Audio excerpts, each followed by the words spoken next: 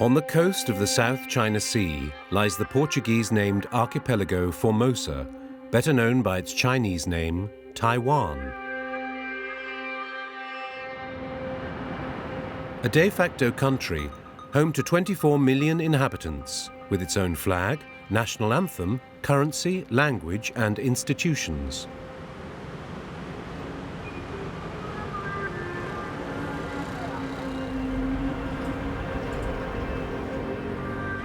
Taiwan, a mere 100 miles from the coast of the People's Republic of China, considered a rebellious province that might be brought back under control, Taiwan is being carefully surveyed.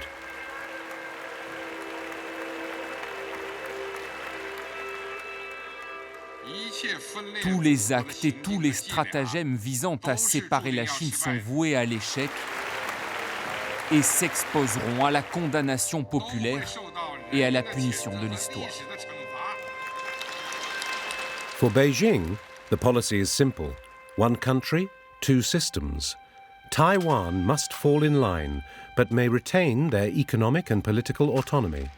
Taiwan is on the front line. Taiwan is a democracy guarding against the expansion of Chinese authoritarianism. And Taiwan needs to stand tall in the face of the Chinese onslaught, even though the Chinese government, including President Xi Jinping himself, they want to impose one country, two system model on Taiwan. But Taiwanese always say, no way.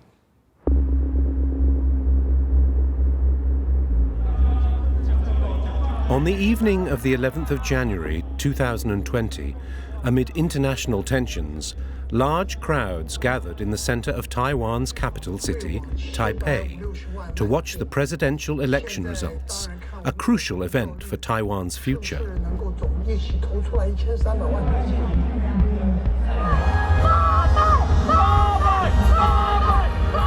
A record-breaking 8 million voters placed their trust in the independent policies of outgoing President Tsai Ing-wen, Beijing's least popular politician.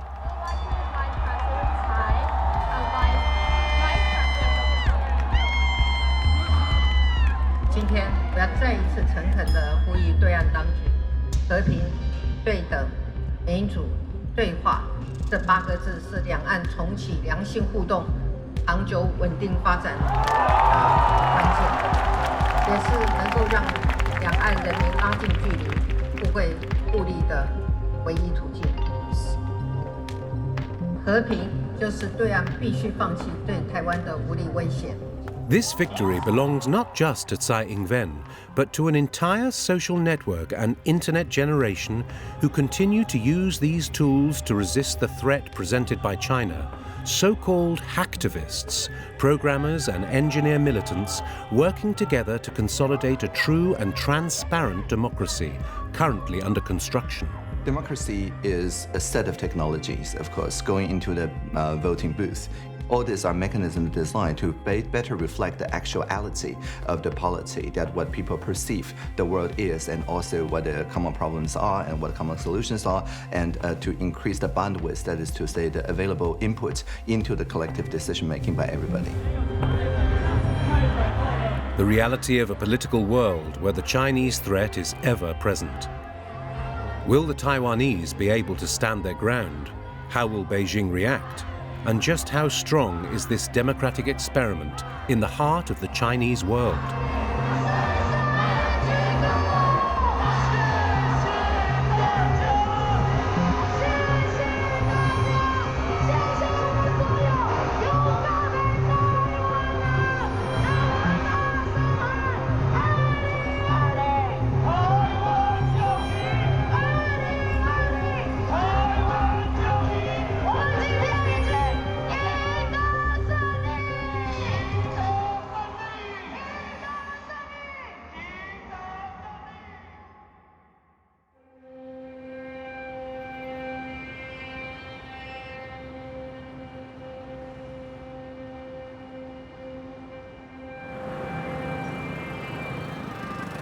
Zhu Weilin lives and breathes democracy.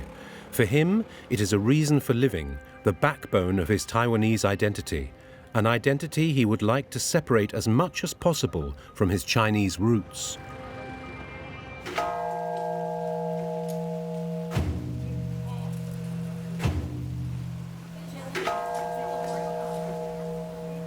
But can he really do so when the China he is trying to block out is so omnipresent? This distant fantasy land of ancestors, gods, and secular traditions, constantly reminding him of where he came from.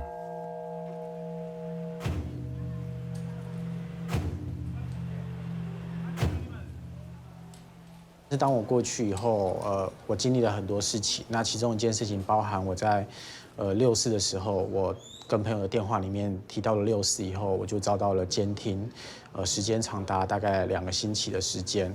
那还有我希望我有贴了一些在那边有贴了一些贴文，希望也可以让那边的朋友理解所谓的公民社会是怎么一回事。但是最终呢，这些文章或者是言语都遭到了中国政府的审查而移除。那所以我自己就。 那我看到台湾的状况，我认为台湾当时候是一步一步的走向统一的。那我不希望台湾变成这个样子，所以我才决定回到台湾来做这个公民运动。 Having grown up in the world of free and shared computing, he is undoubtedly one of the most brilliant programmers of his generation, a civic hacker, that is to say, a hacker citizen who is willing and able to get around software and computer protections in the name of his personal beliefs. Whilst China tightens control over its own population through a social credit system that ranks its citizens according to how trustworthy they are, Zhu Weilin's job is to hack without limits, even the state, to make sure Taiwanese institutions are functioning properly. 最主要的原动力应该是我会希望守护台湾的民主，希望让我的小孩、我的未来的子孙，可以有更多的选择。 他们可以继续保有民主的生活，可以继续选出自己想要的领导人，而不是只能像中国的人民那样子受到压迫、受到监视、受到审查，在独裁的政府下过着不自由的生活。 It is precisely this generation who took to the streets to denounce Taiwan's political leaders after endangering democracy by making pledges to Beijing.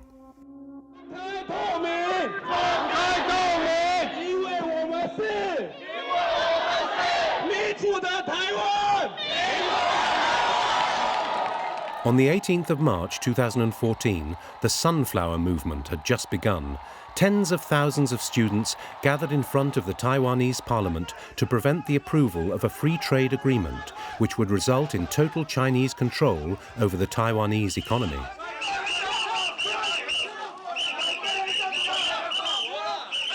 The law contested by these young people was drafted by the majority ruling party at the time, the Kuomintang party. Historically anti-communist, but in favour of reconciliation with China since the mid-1980s, the Kuomintang party wanted to pass the agreement without any form of debate. The protests lasted 23 days. A new political awareness was born.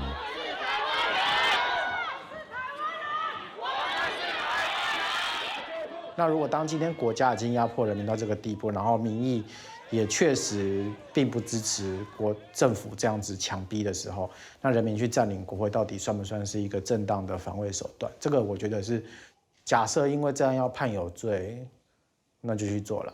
我愿意为了台湾去坐牢。各位台湾的青年朋友们，台湾是我们生活的地方。 这是我们赖以为生的土地，请跟我们一起站出来，守护台湾的民主、自由和未来。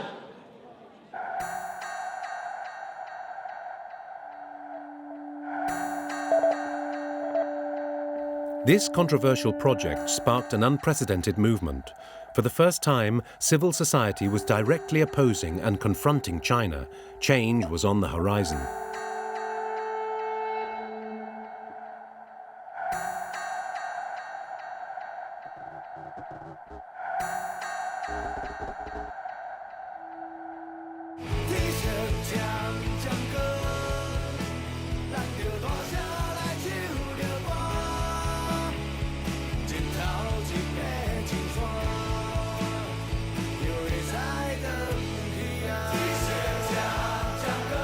The dawn of a new country. These are the lyrics sung by Sam Yang, lead singer of the band Fire-X in their song Islands Sunrise, a song that has become the anthem and rallying cry of the Taiwanese youth.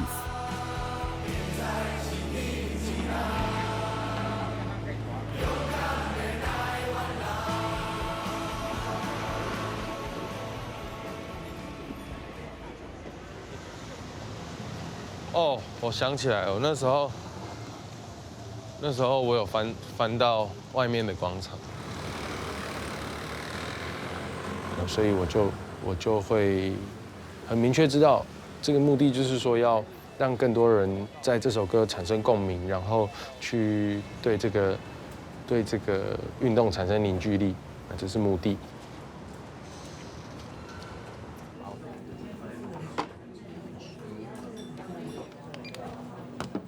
那在一个民主化的社会里面，如果大家对于政治是冷感而且避而不碰的话，那其实很容易是一件很可惜的事情，而且你还是会让整个社会走回专制，这是很恐怖的事情嘛。Taiwan's contemporary history is intrinsically linked to China.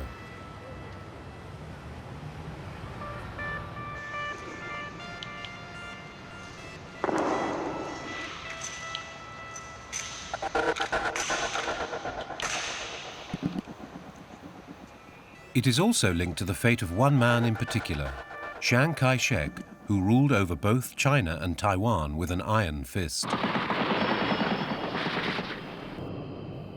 Back in 1949, a deadly power struggle and civil war had been ravaging China for almost 20 years. Two camps going head-to-head. On the one hand, the communists led by Mao Zedong, and on the other, the KMT nationalists, who ruled over the country at the time, led by Generalissimo Chiang Kai-shek.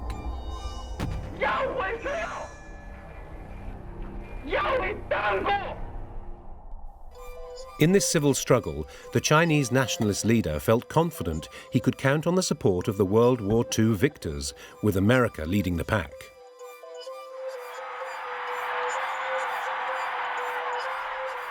But it seemed as if nothing could prevent the communists' relentless advance. The situation was chaotic. Mao proclaimed the birth of the People's Republic of China, whilst for Chiang Kai-shek and the nationalists, the clock struck exile, with nearly 2 million of them abandoning their homeland. Chiang Kai-shek s'est réfugié dans la grande île de Formose, qui devient une sorte de protectorat américain. Car les États-Unis s'obstinent à considérer le généralissime vaincu comme le seul gouvernement légal de la Chine. And so, two opposing Chinas faced each other on either side of the Formosa Strait, Communist China on one side, and Taiwan, the only China recognized by the United Nations, a true military dictatorship, on the other, each of these two Chinas declaring its legitimacy over the other. Annetta Lu is one of the most famous victims of the dictatorship. A long-time feminist, she spent 12 long years locked away in one of the Generalissimo's jails. In a museum dedicated to her are memories of a lifetime of suffering and struggles, but also her victories. 这个是我创办的 think tank， 我们出了很多本书，都是在推动台湾比较民主化、比较进步的各种书的记录。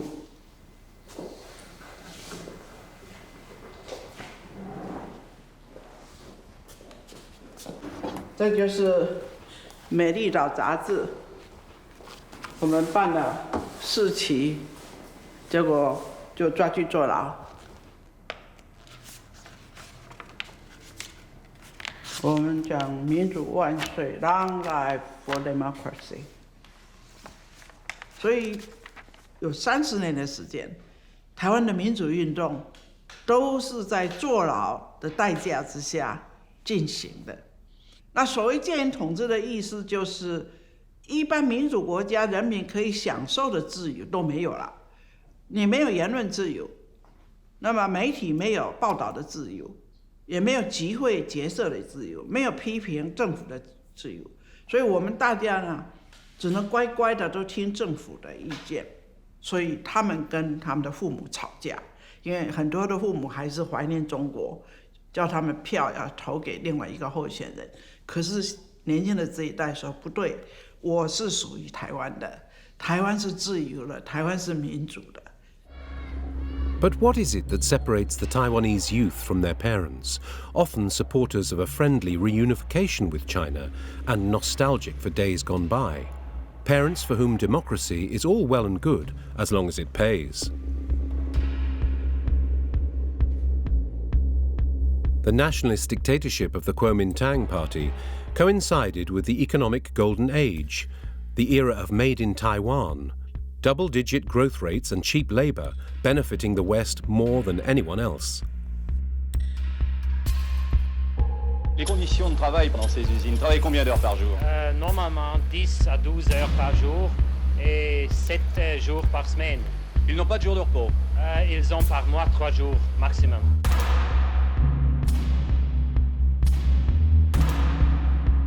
From the early 1960s to the early 1980s, Taiwan became one of the 4 rapidly industrialized Asian tigers exporting goods around the world.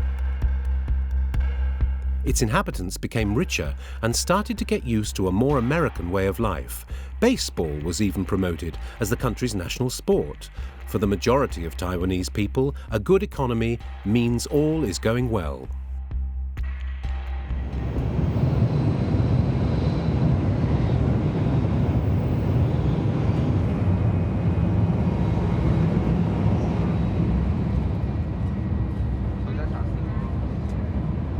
因为我相信，透过了解台湾过往的独裁的历史，我们了解独裁政府所造成的威胁以后，越了解集权政府，我们就越了解集权政府带来的危害，我们就能够守下我们的台湾的民主。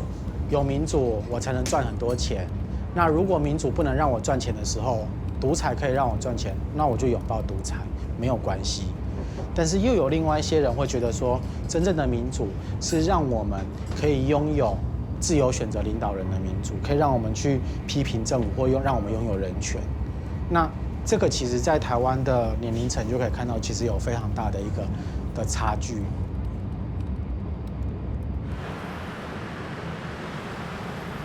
3 times a year, Zhu Weilin leaves Taipei to travel over 180 miles south to his childhood home on the west coast of the island. 哦，你回来了，哎。 刚到哦，行李先放着了，这里到，这里到。Back to the very conservative, pro-Chinese family environment he grew up in.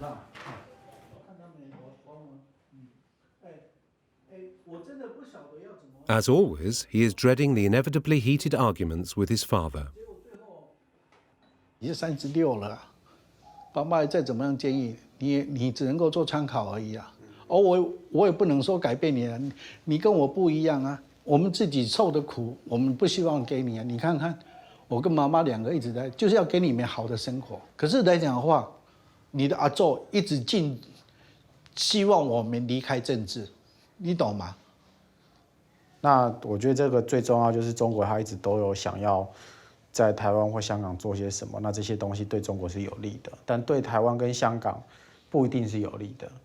但是在这个过程中，他并没有去有一个让大家讨论的机会或时间，他反而是，他要什么，然后他就压着那个有钱人跟政权去压着这个社会一定要怎样，那这件事情是让大家反感的，才会开始有那么多人去反弹。我觉得它是一个反作用力的状态，可能要有付出大家很多的代价，因为还别忘记了，民主的背后还有一个很大的支撑力。 那就是经济。哦，这个来讲的话，当我的经济不足，我哪有时间去谈民主？他给我才听我话去跟他。 What can be said to his father, who, having survived the dictatorship, is more than willing to sacrifice some of his individual freedoms as long as he's able to fill his pockets? Whilst one party yearns for a sort of paradise lost with the advent of democracy in the late 1980s, the other speaks of political transparency. It's an abyss rather than just a generational gap, an argument that will go on for all eternity. 我心中所期待的开放政府，其实会需要3个不同的角色来做到。第一个呢是愿意参与的民众。愿意参与的人民，他愿意来这个地方贡献他的时间跟他的智慧来把这件事情做好，这是一个重要的角色。再来呢，要能够说出第一线真实遇到困难的公务人员。因为有这样的公务人员，大家才知道说第一线到底发生了什么事情，大家才不会用自以为是的想象来解决问题，才不会把事情弄糟。最后一个呢，是愿意给予资源的，还有愿意承接最终结果的政治人物。政治人物他要能够呢找到资源，然后来到这个会议来提供这个场域，让大家来做讨论。另外一方面呢，当大家有讨论结果以后，他要能够承接这些讨论的结果，去落实在公务体系里面，要大家照着去做。Su Weilin picked up his concept of extreme transparency from his mentor, one of the Sunflower Movement's key players. His mentor is the perfect reflection of the administration that Tsai Ing-wen has been creating ever since she came into power.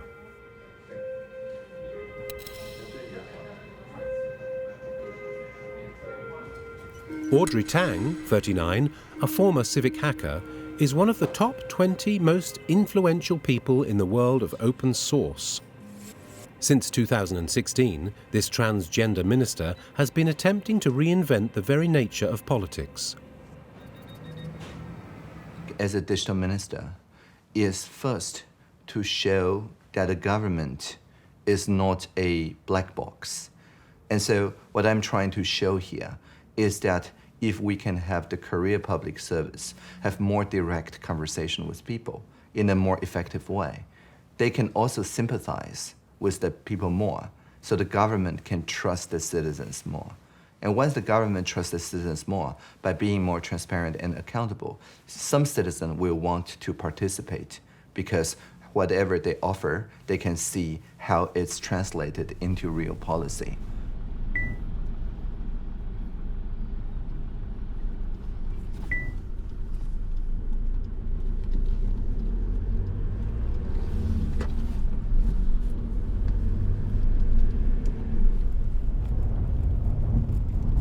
I only film because you film, and people who view the work that we do have a much more balanced idea because behind a traditional camera, the person holding the camera is invisible to the audience. So what I'm trying to do is to restore the balance so that people can see both sides of the camera. And then make sure that people can feel that they can also be you or be me. That means includes more people potentially into this conversation.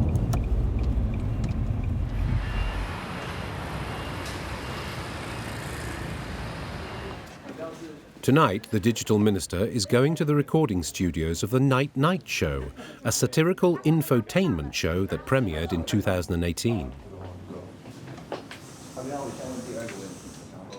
Brian Tseng is the host of this talk show and famously doesn't take it easy on his guests, something that has propelled his show to the top of the country's most watched list. A political phenomenon watched by millions of young internet users who revel in the host's sharp honesty.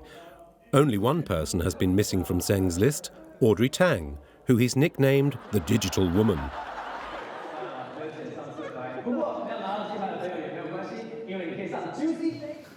无政府，然后这个东西好像是你刚开始当政务委员的时候被问的一个问题。没有，我说安纳奇哦。啊，对啊，我知道啊。对啊，不是无政府啊，有政府。哦，有政府，只是没有那个指挥命令的关系。哦，懂。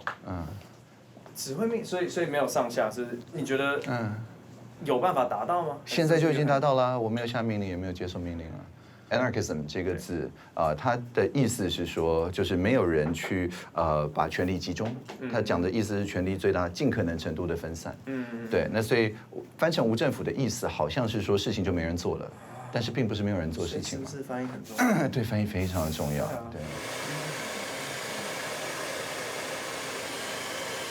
A lot of her, the things that she does is really avant-garde. She puts everything on her agenda online. It's kind of like Truman, the movie. And because the idea is for the government to be like an open government. Everyone can see and scrutinize what the government is doing.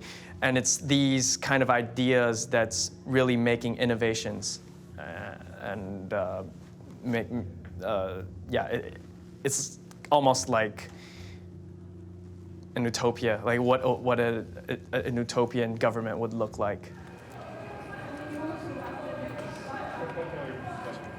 In many talk shows, the agenda is set by the comedian, facilitator, and the host and the guest, right? But this opens up the agenda setting power to everybody in the audience. Not only can they discover what other people in the audience are interested in, but they can do so and like each other's questions without interrupting our conversation.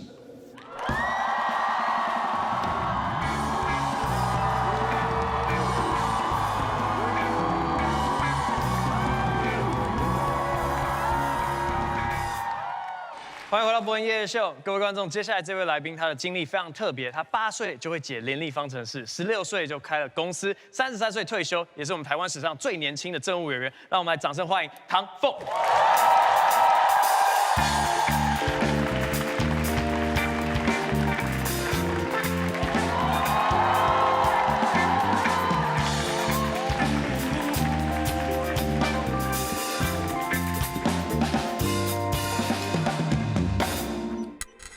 As always, honesty is prioritized. Audrey Tang makes her own recording, hacking the show for 33 minutes and 15 seconds, right under the host's nose, who has no choice but to accept her rules, no editing and absolute transparency. 下一题，怎么在资讯方面反渗透？是在这样子的情况之下，我是觉得说，关于青年的政策，越多让青年来主导来决定，我觉得会更好。那这个呢，其实也是在资讯方面反渗透最好的方法。因为如果你觉得是由上而下的政策影响到你，你完全没有决定的权利，那这样子的话，关于这个的不实讯息，你就非常容易的去相信。但是如果这个政策根本就是你参加，好比像Let's Talk 啊、众议联署啊等等的这种方式提出来的，那这个政策本来就你写的啊，或至少里面有一部分是你写的啊，那这样的话，当然就不可能被渗透。各位观众，再次掌声谢谢唐凤。 Audrey Tang and the Sunflower Movement have birthed a new political culture. In all areas of this ultra-connected society, groups of young citizen activists are joining forces to watch over the proper functioning of Taiwan's institutions. Nothing is taken at face value, even when it comes to the politicians that have their vote.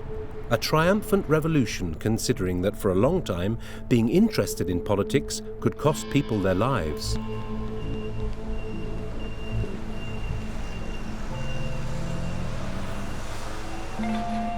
318的时候，那时候就是我在美国写论文，所以就是白天写论文，晚上看直播。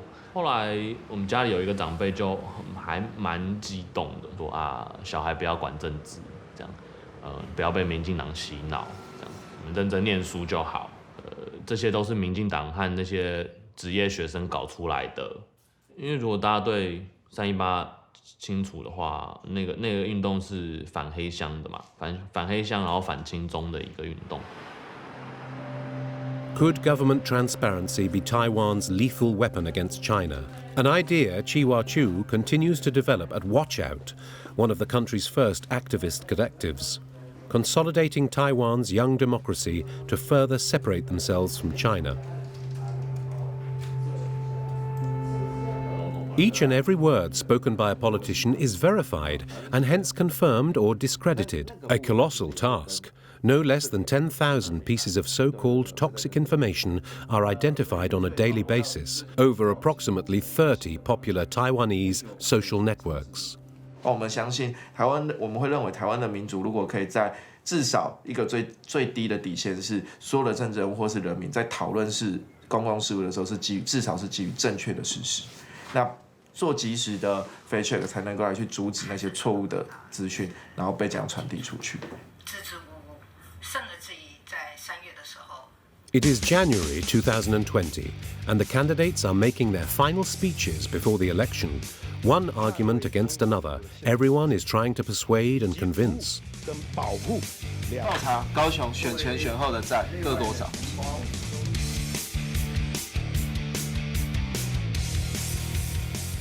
就是我们在做 fact check 的时候，我们在直播的当下的时候，我们其实有释出一个文件，就是让大家可以在这个文件上面一起提供或者是一起找各种可能有问题的部分。那我们就是用一种公开协作的方式，然后大家就可以，那这边其实就可以看到，他们很多人甚至是自己在这边打之后，这个文件上面的东西我们都没有打过，全部都是民众在上面做的。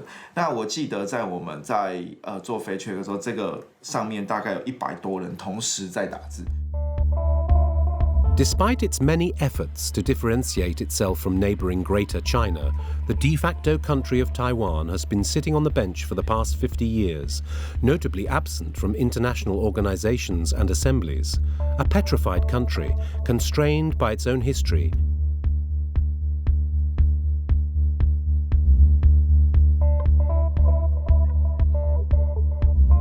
Even the world's major democracies have turned their backs on it. Despite the fact that it possesses all of the attributes of a sovereign state, Taiwan currently only has the support of 15 small states, the most significant of these being the Vatican. But for how much longer? We can try to understand the reason why they don't want to recognize Taiwan officially.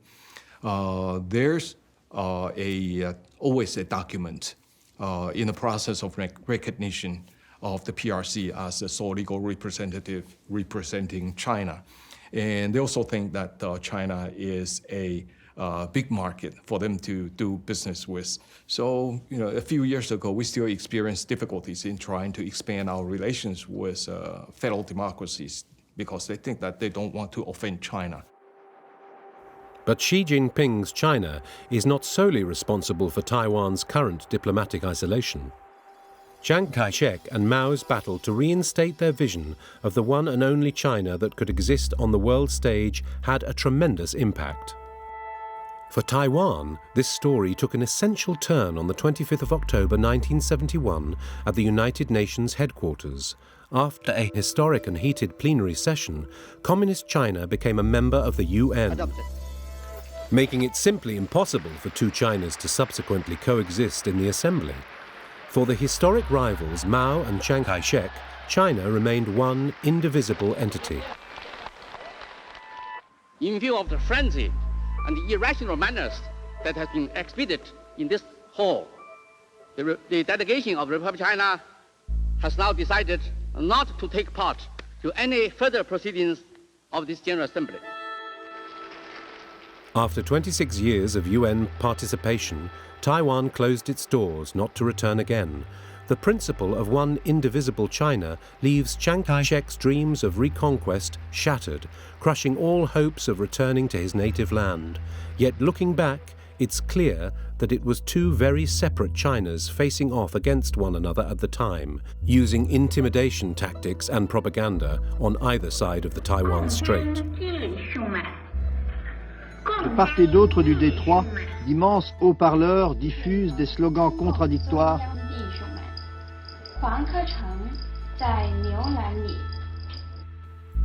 Despite reoccurring military tensions, both sides continued to flex their muscles.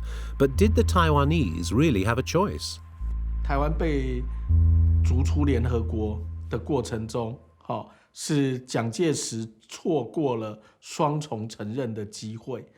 当时很多国家是提出来，只要台湾不要再宣称代表中国，让台湾跟中国同时成为联合国的会员国是被允许的一个选项。当时蒋介石拒绝了。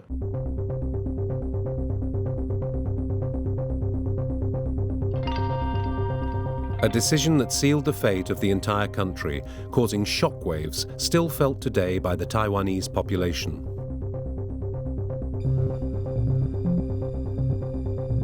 Chiang Kai-shek and Mao's determination forced the international community to acknowledge the idea of one united China.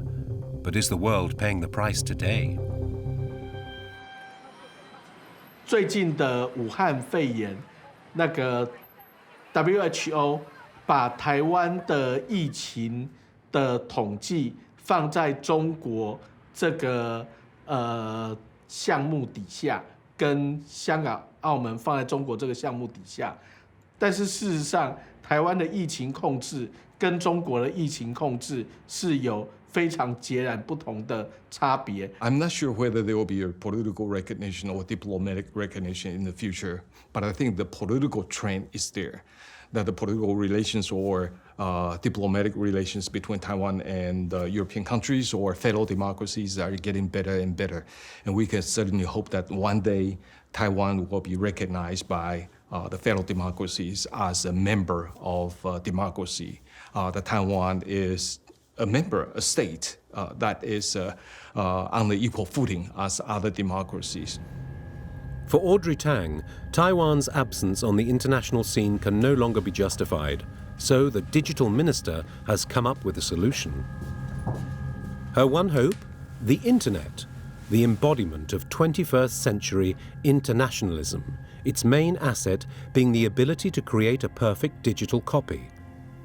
Farewell to Taiwan's past, and hello to even stronger resistance against Beijing's diktat. Minister without portfolio Audrey Tang delivered a speech at the UN's annual Internet Governance Forum in Geneva late last week, making a diplomatic breakthrough for Taiwan. As expected, a Chinese diplomat gave a typically angry reaction. Many developing countries have requested that Taiwan share its advanced e-government experience to help them provide more convenient services for their own people. This is very inappropriate. It is not a place for people to advocate one China or one Taiwan or for Taiwan independence. Let me just say that we are not talking politics here, we're just talking policies. I have done so repeatedly in many, say, UN venues or various different multilateral organizations and high-level meetings and so on, because mostly the jurisdictional control occurs at passport control, but a robot does not need a passport, and because of that, my robotic double can go anywhere that has a broadband connection. And to me, that is the main space of international negotiation, but that's because I'm digital minister. What we are doing in Taiwan, the civic hacking and the democratic innovations can certainly be applied by those older republics and democracies in a way to kind of cure this apathy to democracy.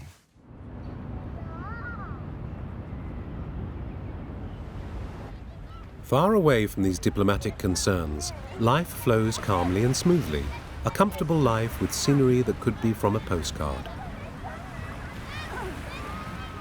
But beyond this apparent tranquility, a very tangible threat hangs over the country. In July 2019, Taiwan purchased over $2 billion worth of weapons from the United States. We will try to avoid potential conflict in between the two sides, either in our languages, statements, or in our actions. We will try to avoid war. And unfortunately, Taiwan is located so close to China, and they've been having all kinds of propagandas on Taiwan, and therefore we are concerned that war might break out, not because of Taiwan, but because China wants to resolve its own domestic problems. Over the past year, China has demonstrated its methods of managing domestic issues in Hong Kong. The promise of one country, two systems, the same model Beijing is offering the Taiwanese, has been proven empty.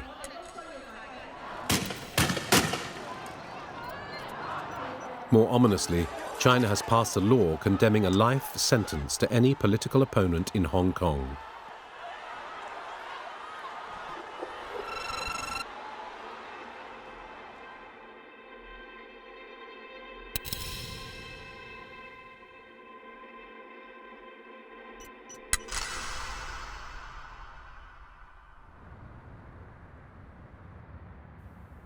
The Chinese threat to Taiwan is ever present as China continues to destabilize its institutions.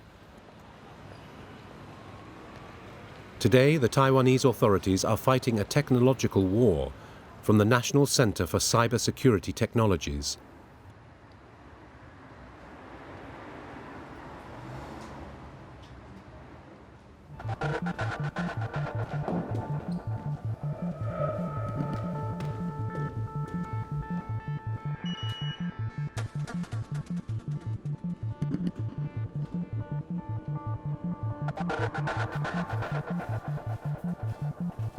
With no uniform or military medal, Qian Hengwei is the chief of staff of a hidden army in charge of countering the 5 million cyber attacks that strike Taiwan on a daily basis.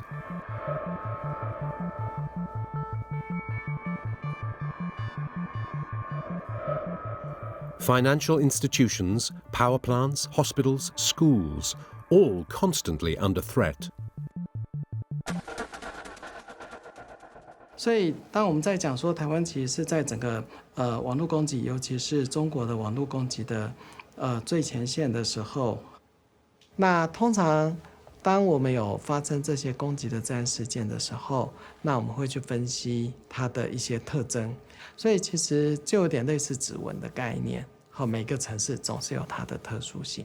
譬如说，一个礼拜7天来讲，好，那可能礼拜1到礼拜5。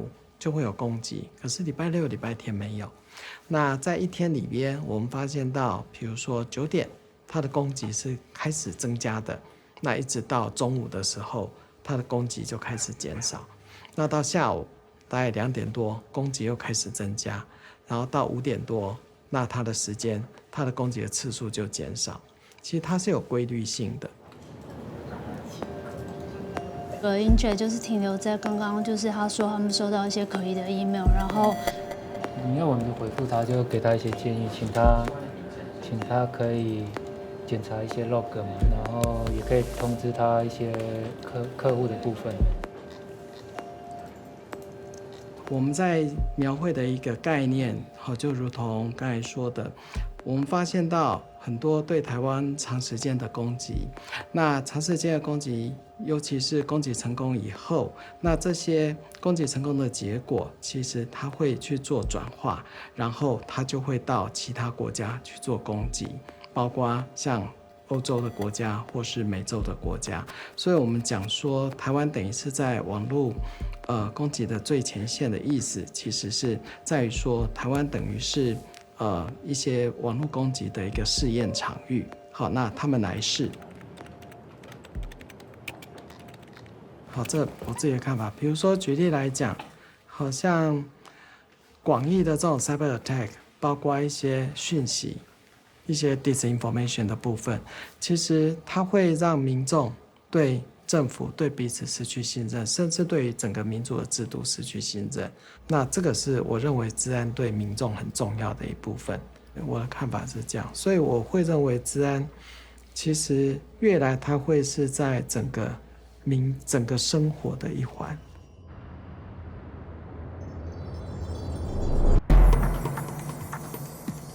The pressures exerted by China on a daily basis continue to define and impact the lives of these island inhabitants. Here it feels like a very stark choice, whether you are for or against China.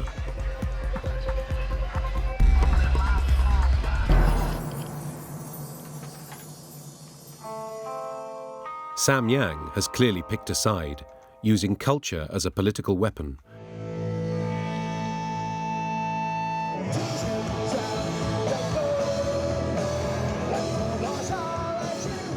Fire X's choice to sing in Taiwanese, the local language spoken at home that Chiang Kai-shek once attempted to replace with Mandarin, is an insult directed at Beijing.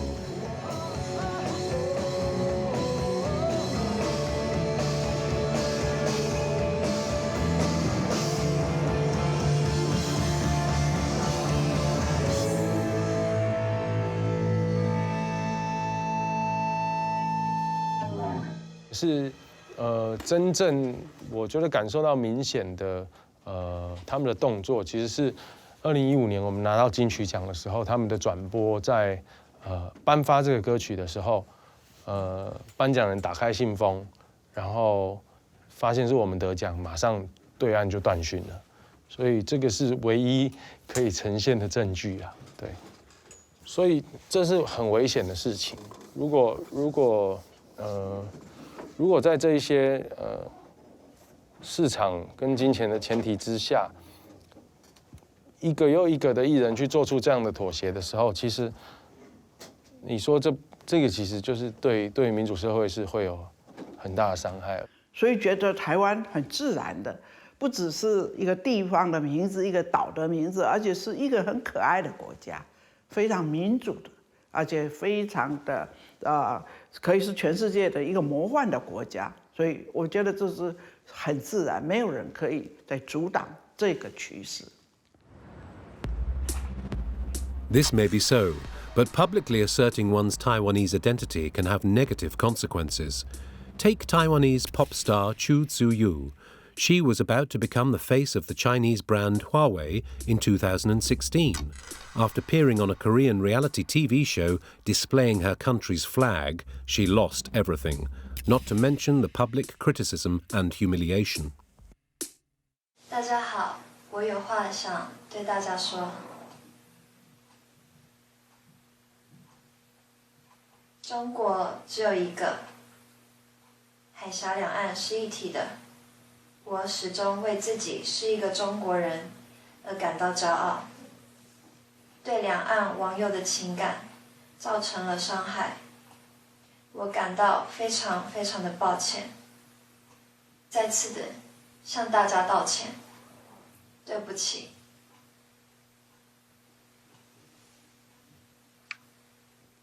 那我觉得我这样的全套构想，台湾跟中国可以变成一个中华民族的一部分，但是是两个不同的国家。希望中国跟台湾，我认为就是远亲跟近邻的关系来发展。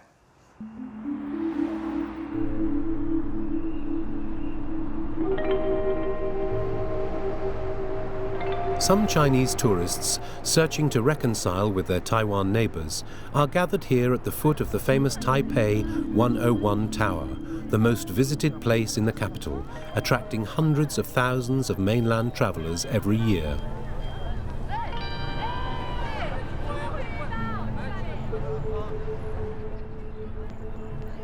Here, some former Tira idealists, short for the Taiwan Independence Revolutionary Army, fly their provocative banners to set the tone for their dear cousins.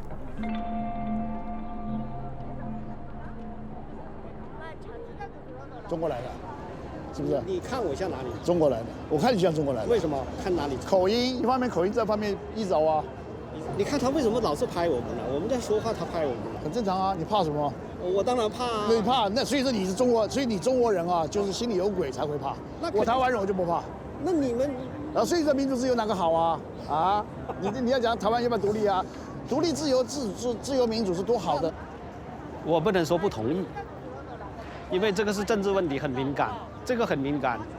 如果我们说话下有不慎，回去我们就可能蹲监狱了。好了，有空再来哈。好，拜拜拜拜。This guy is from China. 应该说，中国文化有一句俗谚叫做"人无远虑，必有近忧"。我相信左跟右其实是个远虑，也就是很遥远的时候，我们未来可能会遇到问题。但是对台湾而言，统跟独是我们的近忧。这也是为什么台湾的政治的圈会以统独来做最主要的区分，而不是左跟右来做区分。现在中国已经崛起了，像一只猛狮，所以我们现在应该为了世界的和平，希望这只狮子要关进笼子里。我们要让所有的和平动物，现在很温和的这些动物应该团结在一起。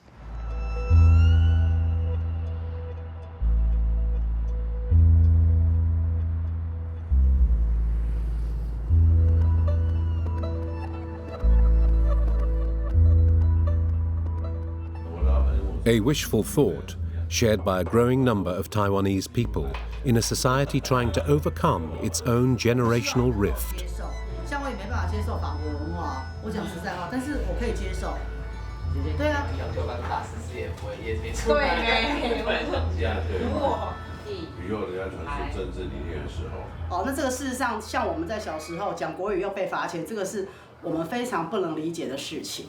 那我很高兴，就是说经过了30年之后，这个文化已经又被打开，然后被大家认识。那事实上，你说台湾跟中国事实上有语言的关系，但是本来就是两个独立的个体，没有什么需要特别去区隔的。一代接一代，我们家我爸爸我妈妈每一次生日许愿，一定会有一个愿望，希望在有生之年看到台湾独立。那我爸爸走了，然后我妈妈还在，然后接下来换我们，现在也都是这样子想，这个就是世世代代一直下去。台湾独立。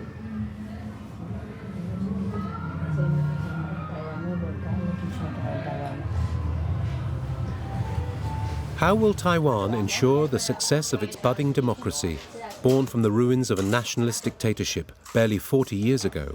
Will Beijing's constant pressure get the better of the country, desperate to forge its own path?